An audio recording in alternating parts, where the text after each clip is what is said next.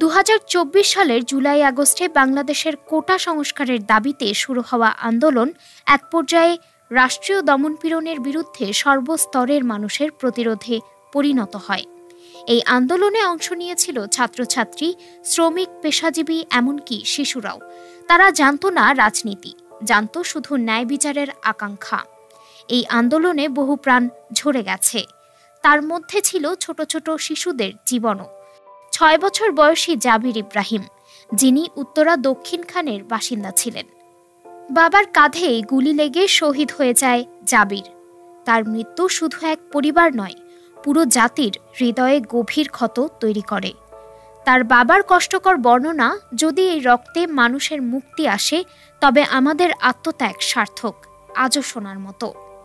জাবিরের মতো আরও এক শিশু রিয়া গোপ হারিয়ে যায় রাস্তার সংঘর্ষের সময়।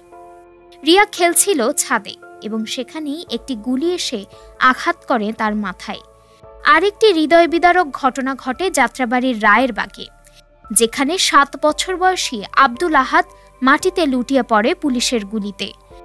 15 বছর বয়সী নাইমা সুলতানা যখন বাড়িতে ছবি আঁকছিল, তখন বারান্দায় চলে গিয়ে এক গুলিতে জীবন শেষ হয়ে যায় তার। আহনাফ, মাহিন এবং আরও বহু কিশোর কিশোরীও সেই আন্দোলনে নিহত হয়েছে। মহিলা ও শিশু বিষয়ক মন্ত্রণালয়ের সর্বশেষ তথ্য অনুযায়ী এই অভ্যুত্থানে 132 জন শিশু ও কিশোর এবং 11 জন নারী শহীদ হয়েছে। আহত হয়েছেন প্রায় 20,000 জন। এর মধ্যে 500 জন চিরতরে দৃষ্টিশক্তি হারিয়েছেন। ডেস্ক রিপোর্ট, আজ বার্তা।